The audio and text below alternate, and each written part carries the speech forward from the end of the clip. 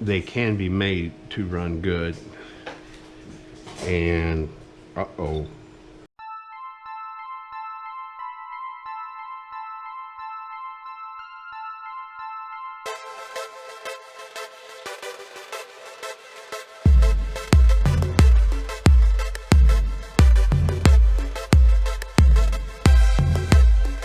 Ladies and gentlemen, welcome back to the shop.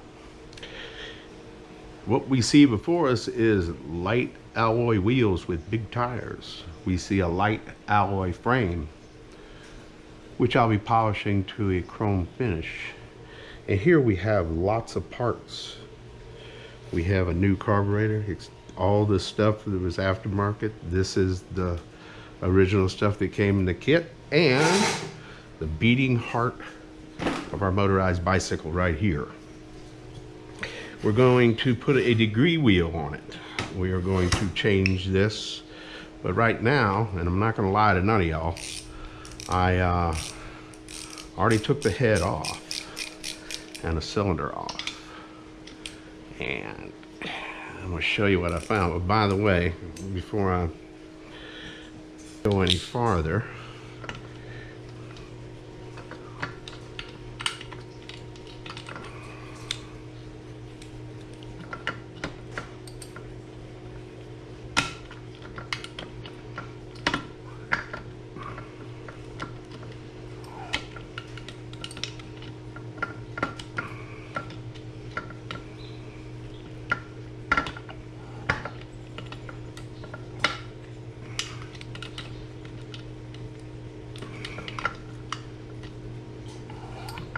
okay, we ran a complete revolution.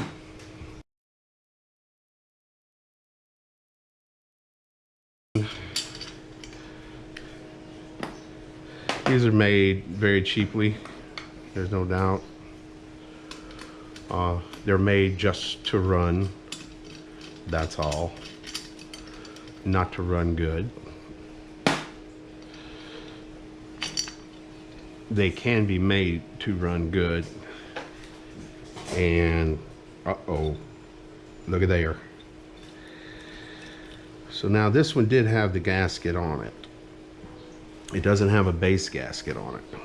Now what we're going to do now is we're going to have to figure, and everything's rough on it. I'll be getting a new one of these, but I want to see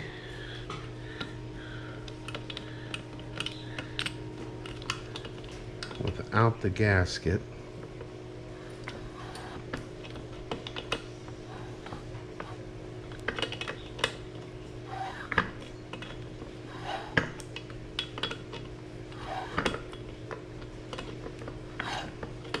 Okay, so it didn't hit this. That means that you're looking at a squash that's pretty big. So the first thing we see naturally is the pistons in backwards. I noticed that whenever I first took it out. These things are built by people that are probably getting paid very little, and always slide your thing out sideways in case you scrape a little metal off of it or something. Clean your threads off. Alright. So on a Zenoa,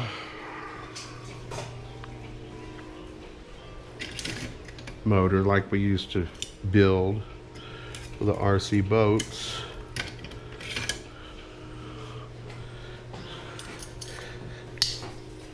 I haven't taken this off and I haven't looked at it. I've looked at some of the ports on it, and they're literally horrible, and they look like they were almost sand casted. I don't know whether this has a hard chrome finish on it or not. It looks like it might have a little bit, but not much. So they almost look like they're sand casted, which they might be.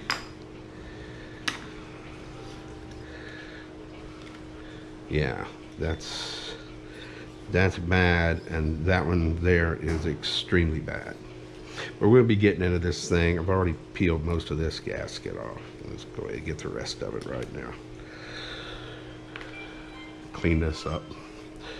Another thing you have to look for with these motors is this gap where the two meet. If one's higher than the other, which this one right here is, your cylinder's not going to sit straight. These were wobbly with the threads and everything else. So I'm going to see what those are and see if those can't be improved on. Now, on a Zenoa motor, we get back to the intake. Right here, there will be a little piece of casting that hangs down just like that. What's that's for is for the pins that you see right here. It only has one piston that comes down right in the middle of the intake opening. So that little indentation, as that piston comes down, it never comes out into the open part of the port or the open part of the intake. It stays behind that little, for lesser terms, a little tip that hangs down. Basically all it is. So it doesn't let this pop out. This piston's in backwards now. I bought this piston here just for the extra rings and stuff, but we're going to see this one's actually for reed valve. We're not going to be going reed valve. We're going to be, this is going to be ported properly.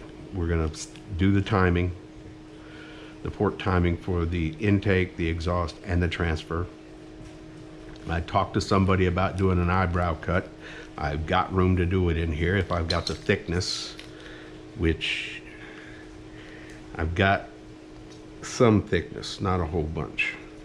So we'll have to see. Maybe a small eyebrow cut right here, and right here. But this piston will be used to get the proper depth throughout the whole thing.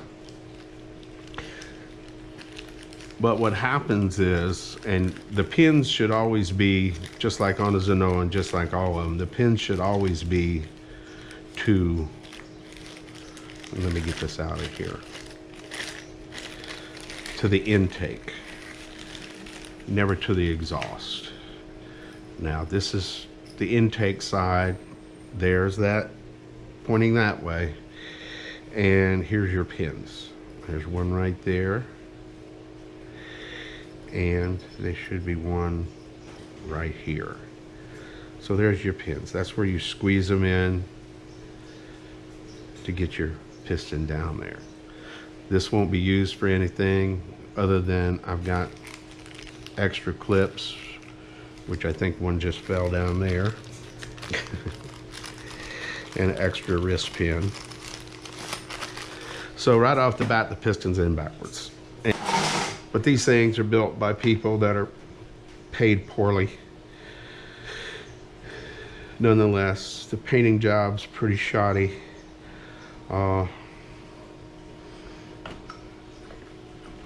Clutch feels all right, but a few people recommend, but because of this right here, this unevenness, is every screw will have to be loosened, and then you will bolt the jug down to, and even that's higher right there. You'll bolt the jug down to level this out and then tighten all the side bolts too. We'll be taking this off, we'll be taking that off to get to these bolts. We'll probably be taking the clutch mechanism out to tighten the spring up on it a little bit. That's recommended. We're changing this. The white wire is for light voltage, but they say you don't use it, it robs from it. So we bought one that doesn't have it on it. So this is a supposedly high performance one, but it's got a nice clean back to it, unlike some of them they say that's not very good. We got this carburetor. Now the carburetor is nothing more The reason I got this one is because whenever you throttle it, it kicks open the choke. So as you're pedaling it, it's go to crank up, it's more convenient. And they say it's a better carburetor. I don't know. So, but this is the carburetor that came with it, right here.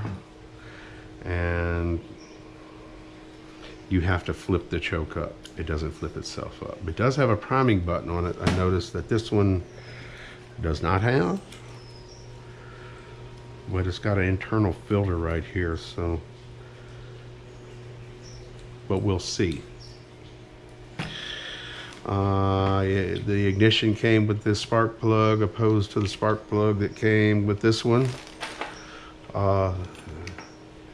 This piece right here is not going to be used. I've got one coming that bolts to the side of the motor. It works off of a spring. I've heard way too many bad stories about these things getting into the spokes. I'm not going to do that with my beautiful alloy wheels, with one that already has the sprocket for the motor mounted on it. So we're not going to be using this contraption here to crush my spokes for the other. So the piston's in backwards. I've got a new base gasket and a set of gaskets, and I got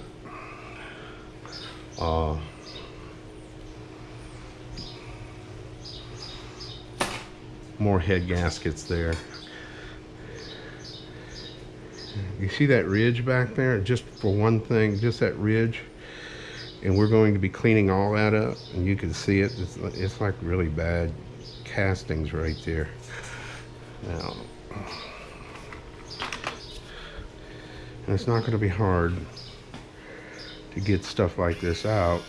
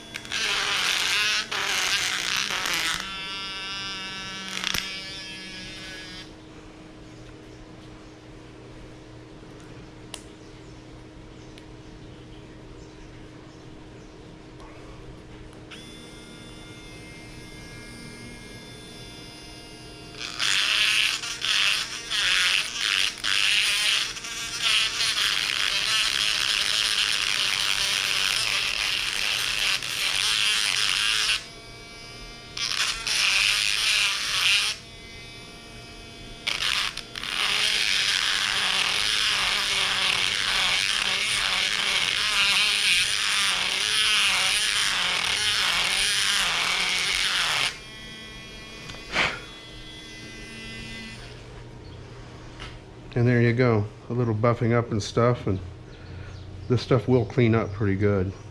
So, but you got to port match it, and we're gonna be going through all this. We're gonna be going the timing, why you should not polish this smooth, why you should polish your exhaust smooth, which that is very horrible. So when you throw the gasket on here, let me find one. And I noticed I had a pretty nice one there. There we go. You're actually going to want to cut that gasket to fit that hole. And then when you put it over here,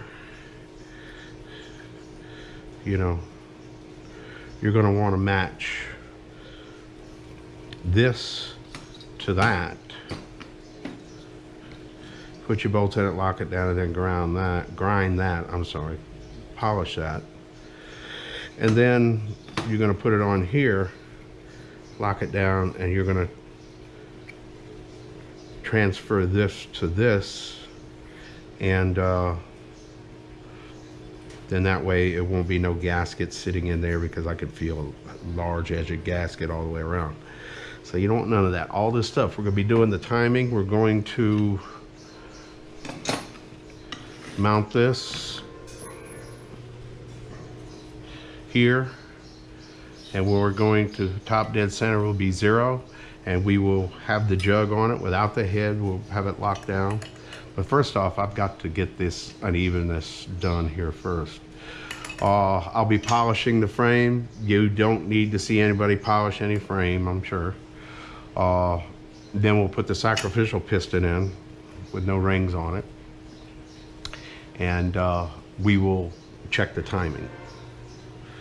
And we'll see what the exhaust timing, the transfer port timing, and that is, and then we will correct it to the proper numbers, which I have some numbers now, which I'm promised some good numbers, which I have good numbers now, but somebody said they would give me better numbers. So we'll see. Pistons in backwards, we know that. The pins got to be towards the intake, not the exhaust, because they get gummed up and they trap the ends of them in the pins with the exhaust.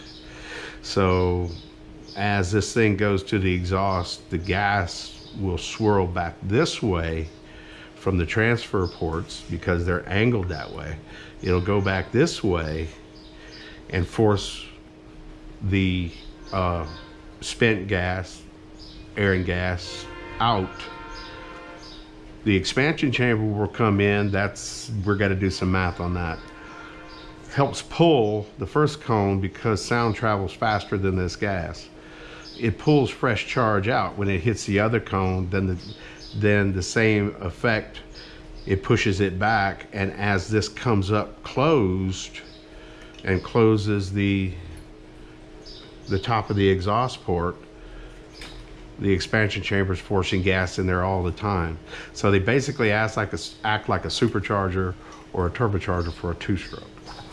So that's what we got coming up. And this is going to be very interesting. And like I said, y'all don't want to see me polish no frame, but that's what is going to happen to that. It's going to be polished. And other than that, we're going to go through the timing. We're going to go why you should polish your exhaust, not your intake. And we got to get these straightened out. We want to break every one of these bolts loose so this thing can move. Like I said, they put the piston in wrong. God knows what else we're going to find. So hit like and subscribe, hit that bell, because you're going to want to see this series as it goes. If you're into two-strokes of any kind, boat motors, motorized bikes, whatever, this is going to be very informative for you, because we modify our own two-stroke motors, and we get right at 6 horsepower, not 6 horsepower, about 5 horsepower, 5.5 horsepower, anywhere from 16 to 18,000 RPMs, just by porting and a good expansion chamber. So hit the bell. You ain't going to want to miss none of this. Y'all have a good day.